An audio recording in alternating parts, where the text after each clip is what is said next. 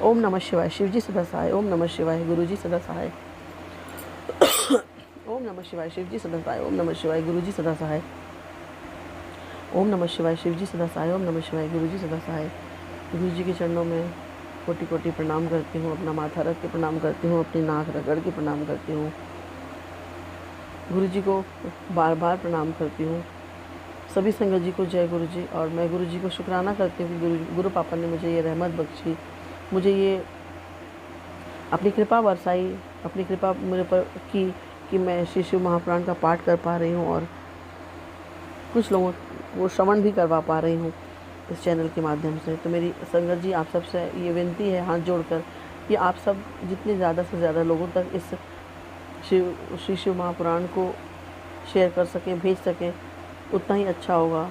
उससे आप सब भी पुण्य के भागी बनेंगे और शिव सदाशिव महाशिव का सानिध्य प्राप्त कर सकेंगे। तो आरंभ करते हैं श्री शिव महापुराण रुद्र संहिता सृष्टि खंड के 7वें अध्याय का। अथ सप्तमो अध्याय। विषय भगवान विष्णु की नाभि से कमल का प्रादुर्भाव, शिवेच्छा से ब्रह्मा जी का उससे प्रकट होना, कमल नाल के उद्गम का पता लगाने में असमर्थ ब्रह्मा का तप करना, श्रीहरि का उन्हें दर्शन देना, विवादग्रस्त ब्रह्मा विष्णु के बीच में अग्निस्तंभ का प्रकट होना तथा उसके ओर छोर का पता न पाकर उन दोनों का उसे प्रणाम करना। ब्रह्मा जी बोले, हे देवर्षि, जब नारायण देव जल में शयन करने लगे उस समय उनकी नाभि से भगवान शंकर की इच्छा से सहसा एक विशाल तथा उत्तम कमल प्रकट हुआ। उसमें असंख्य नालदंड थे। उसकी कांति कनेर के फूल के समान पीले रंग की थी तथा उसकी लंबाई और ऊंचाई भी अनंत योजन थी। वह कमल करोड़ों सूर्यों के समान प्रकाशित, सुंदर, संपूर्ण तत्वों से युक्त, अत्यंत अद्भुत, परम रमणीय, दर्शन के योग्य तथा सबसे उत्तम था। तत्पश्चात कल्याणकारी परमेश्वर साम सदाशिव ने पूर्ववत प्रयत्न करके मुझे अपने दाहिने अंग से उत्पन्न किया। हे मुने, उन महेश्वर ने मुझे तुरंत ही अपनी माया से मोहित करके नारायण देव के नाभि कमल में डाल दिया और लीला पूर्वक मुझे वहां से प्रकट किया। इस प्रकार उस कमल के पुत्र के रूप में मुझ हिरण्यगर्भ का जन्म हुआ। मेरे 4 मुख हुए और शरीर की कांति लाल हुई। मेरे मस्तक त्रिपुंड की रेखा से अंकित थे। हे तात, भगवान शिव की माया से मोहित होने के कारण मेरी ज्ञान शक्ति इतनी दुर्बल हो रही थी कि मैंने उस कमल के अतिरिक्त दूसरे किसी को अपने शरीर का जनक या पिता नहीं जाना। मैं कौन हूँ, कहाँ से आया हूँ, मेरा कार्य क्या है, मैं किसका पुत्र होकर उत्पन्न हुआ हूँ और किसने इस समय मेरा निर्माण किया है। इस प्रकार संशय में पड़े हुए मेरे मन में यह विचार उत्पन्न हुआ कि मैं किस लिए मोह में पड़ा हुआ हूँ। जिसने मुझे उत्पन्न किया है उसका पता लगाना तो बहुत सरल है। इस कमल पुष्प का जो पत्रयुक्त नाल है उसका उद्गम स्थान इस जल के भीतर नीचे की ओर है। जिसने मुझे उत्पन्न किया है वह पुरुष भी वहीं होगा, इसमें संशय नहीं है। ऐसा निश्चय करके मैंने अपने को कमल से नीचे उतारा।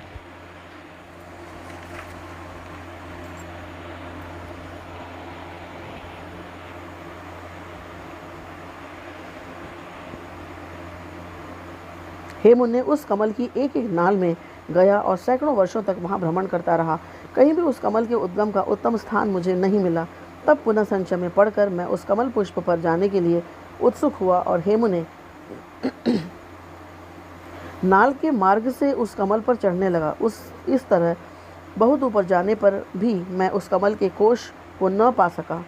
उस दशा में मैं और भी मोहित हो उठा।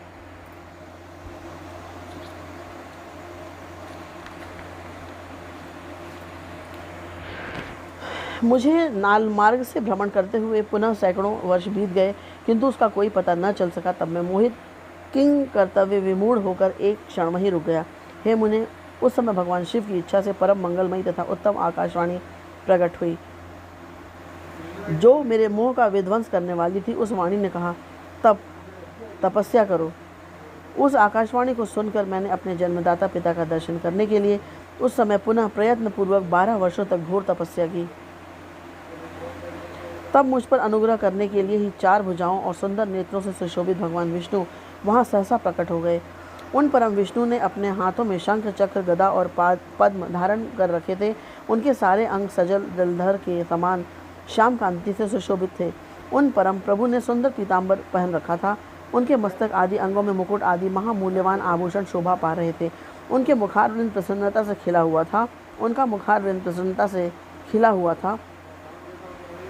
मैं उनकी छवि पर मोहित हो रहा था। वे मुझे करोड़ों कामदेवों के समान मनोहर दिखाई दिए। उन चतुर्भुज भगवान विष्णु का वह अत्यंत सुंदर रूप देखकर मुझे बहुत बड़ा आश्चर्य हुआ। वे सांवली और सुनहरी आभा से उद्भासित हो रहे थे। उस समय उन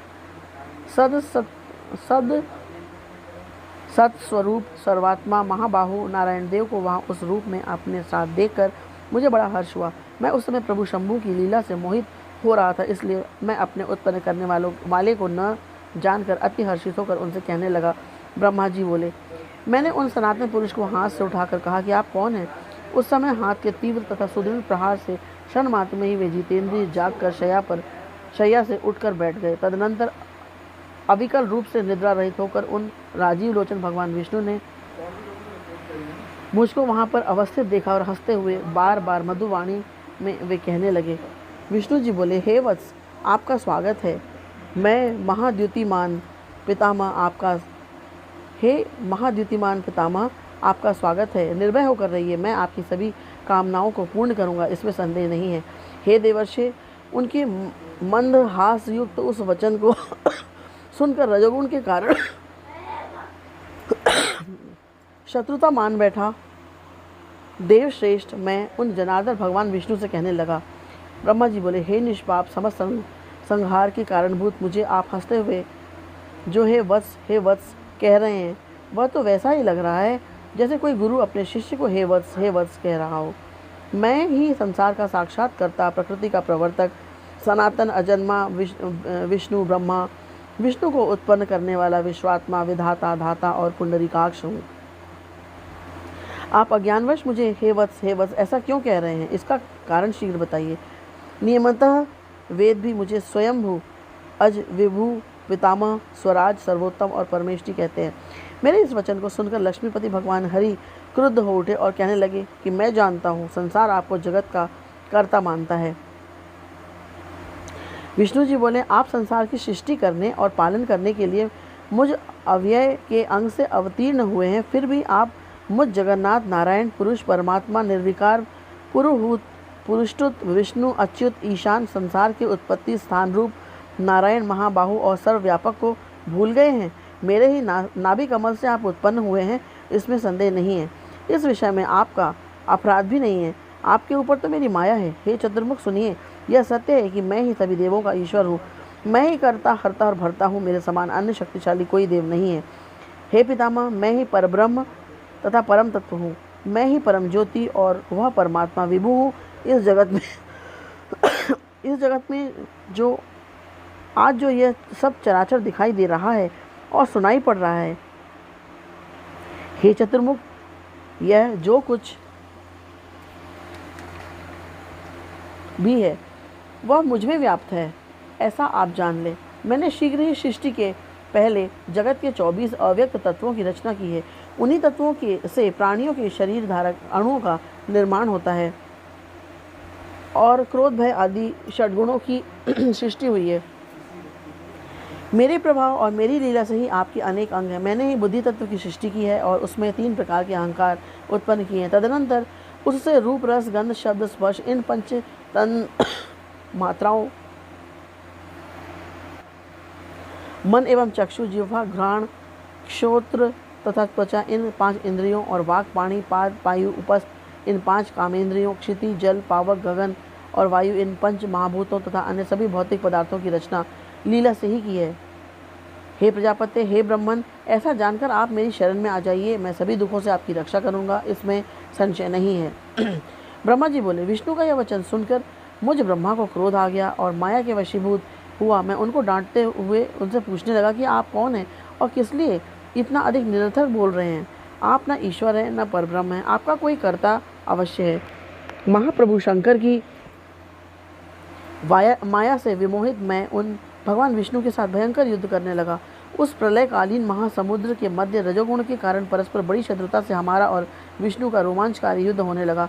इसी बीच हम दोनों के छिड़े विवाद को शांत करने के लिए और ज्ञान प्रदान करने के लिए हम दोनों के सामने ही एक लिंग प्रकट हुआ। वह लिंग अग्नि की प्रचंड हजार ज्वालाओं से भी अधिक ज्वाला समूहों वाला, सैकड़ों कालाग्नियों के समान कांतिमय, क्षय एवं वृद्धि से रहित, आदि मध्य और अंत से विहीन था। वह उपमा रहित, अनिर्देश, बिना किसी के द्वारा उपस्थापित, अव्यक्त और विश्वसर्जक था। उस लिंग की सहस्त्र ज्वालाओं के समूह को देखने मात्र से ही भगवान विष्णु मोहित हो रहे थे। शिव की माया से मोहित मुझसे वे कहने लगे कि इस समय मुझसे तुम इतनी स्पर्धा क्यों कर रहे हो? हम दोनों के मध्य तो एक तीसरा भी आ गया है, इसलिए युद्ध रोक दिया जाए। हम दोनों इस अग्नि से उत्पन्न लिंग की परीक्षा करें कि यह कहाँ से प्रकट हुआ है। मैं इस अनुपम अग्निस्तंभ के नीचे जाऊंगा और हे प्रजानाथ, आप इसकी परीक्षा करने के लिए वायु वेग से प्रयत्नपूर्वक शीघ्र ऊपर की ओर जाएं। ब्रह्मा जी बोले। तब ऐसा कहकर विश्वात्मा भगवान विष्णु ने वाराह का रूप धारण किया और हेमु ने, मैंने भी शीघ्र हंस का रूप बना लिया। उसी समय से लोग मुझे हंस हंस और विराट ऐसा कहने लगे। जो हंस हंस यह कहकर मेरे नाम का जप करता है वह हंस स्वरूप ही हो जाता है। अत्यंत श्वेत अग्नि के समान, चारों ओर से पंखों से युक्त और मन तथा वायु के वेग वाला होकर मैं ऊपर के भी ऊपर लिंग का पता लगाते हुए चला गया। उसी समय विश्वात्मा नारायण ने भी अत्यंत श्वेत रूप धारण किया।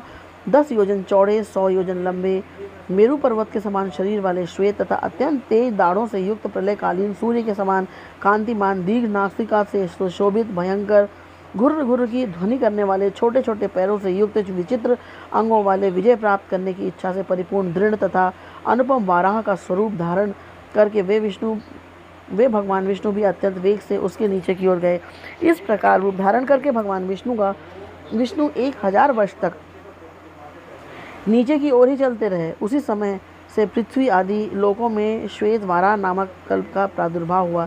हे देवर्षि, यह मनुष्यों की काल गणना की अवधि है। इधर अत्यंत तीव्र गति से नीचे की ओर से जाते हुए महातेजस्वी विष्णु बहुत प्रकार से भ्रमण करते रहे, किंतु महावाराही रूपधारी विष्णु उस ज्योतिर्लिंग के मूल का अल्प भाग भी न देख सके। हे अरिसूदन, तब तक मैं भी उस ज्योतिर्लिंग के अंत का पता लगाने के लिए वेग से ऊपर की ओर जाता रहा। यत्नपूर्वक उस ज्योतिर्लिंग के अंत को जानने का इच्छुक मैं अत्यंत परिश्रम के कारण थक गया और उसका अंत बिना देखे ही थोड़े समय में नीचे की ओर लौट पड़ा। उसी प्रकार सर्वदेव स्वरूप महाकाय कमल लोचन भगवान विष्णु भी थकान के कारण ज्योतिर्लिंग का अंत देखे बिना ही ऊपर निकल आए। शिव की माया से विमोहित विष्णु आकर मेरे साथी भगवान शिव को बार बार प्रणाम करके व्याकुल चित्त से वहाँ खड़े रहे।